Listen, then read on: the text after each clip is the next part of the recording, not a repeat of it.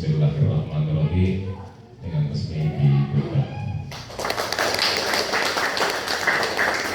Sekian, Assalamualaikum warahmatullahi wabarakatuh.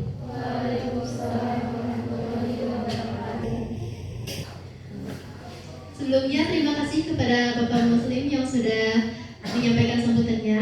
Mungkin untuk acara pembukaan cukup sekian. Nanti kita lanjut ke pemaparan materi. Jadi kalian di sini enjoy aja. Terus simak materinya. Nanti di akhir kalian kalau misalkan ada hal yang mau ditanyakan boleh ya bertanya gitu. Kita di sini enjoy saja. Jadi nikmati gitu. Pendek berarti ya. Nah sekarang mulai ya. Kita nggak acak dulu sekarang materi ini dulu, urut dulu. Semut itu kecil.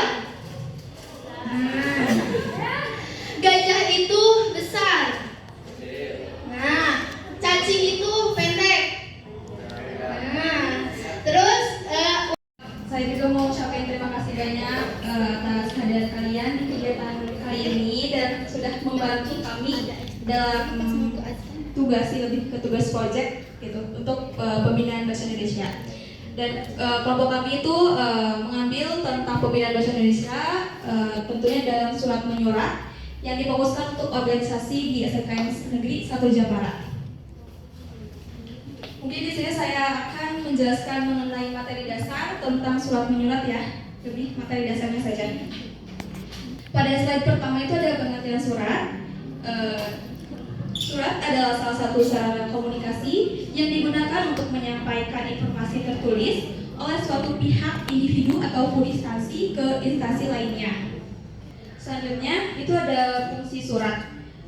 Dalam fungsi surat kami mengambil menurut Mulyaningsih pada tahun 2012 ada 9 fungsi surat yang menyangkut kepentingan tugas dan kegiatan dinas instansi. Yang dimana di sini ada 3 jenis surat. Yang pertama itu surat pribadi, yang kedua surat dinas atau surat resmi, dan yang ketiga surat niaga.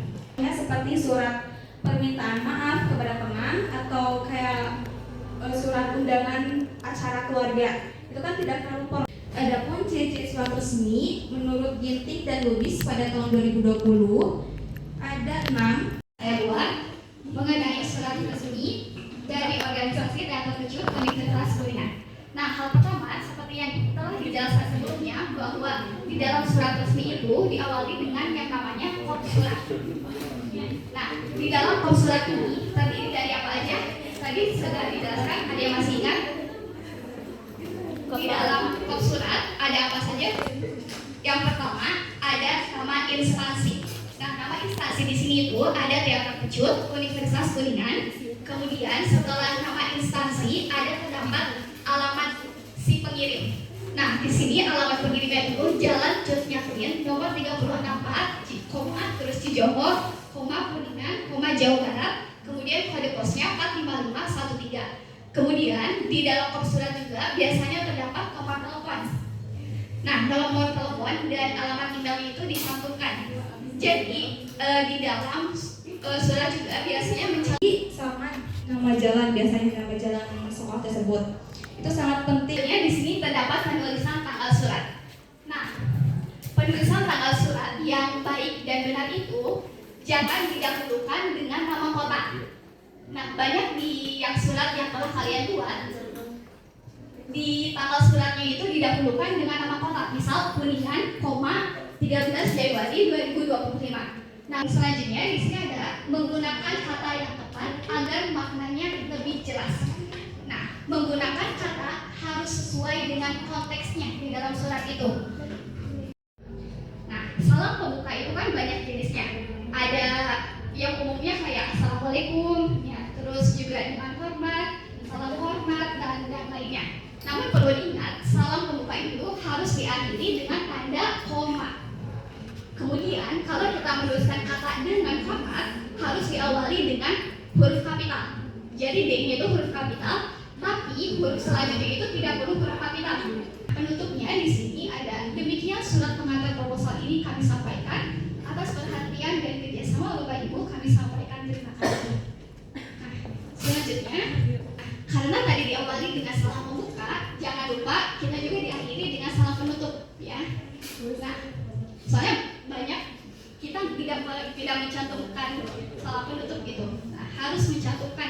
Ada yang mau ditanyakan? Ya, sok ditanyain ya. Kalau nggak ada yang nanya, ditanya. Ini biasanya yang sering buat surat siapa? OSIS, dari OSIS ya? Lebih banyak bikin surat ya? Sok tanyain tuh yang lainnya, yang misalkan yang nggak ngirim surat, boleh bawa bertanya barangkali. Misalkan membuat surat kan awalnya harus pakai salam dulu ya. Iya. Nah, itu kalau misalkan udah pakai salam, pakai dengan hormat juga nggak? Jadi kan kalau dengan hormat itu sendiri termasuk ke dalam salam pembuka ya. Jadi kita dapat pilih satunya saja. Kalau misalnya mau assalamualaikum, ya sudah cukup assalamualaikum. Kemudian kalau misalnya kita pakainya dengan hormat, ya sudah kita pakai dengan hormat saja. Gitu. Salam pembuka jadi diakhiri dengan tanda koma. Ya, karena ini salam pembuka. Jadi salam pembuka apapun itu diakhiri dengan yang namanya tanda koma. Nah, di surat-surat yang telah kalian buat itu, rata-rata paragraf pertamanya itu diawali dengan kata sehubungan. Betul nggak? Betul. Nah, Lihat dulu di suratnya. coba dilihat suratnya. Betul nggak diawali dengan kata sehubungan? Nah, kata tersebut itu tidak tepat gitu. Karena di dalam kajian morfologi itu tidak adanya imbuhan sean. Kita mulai.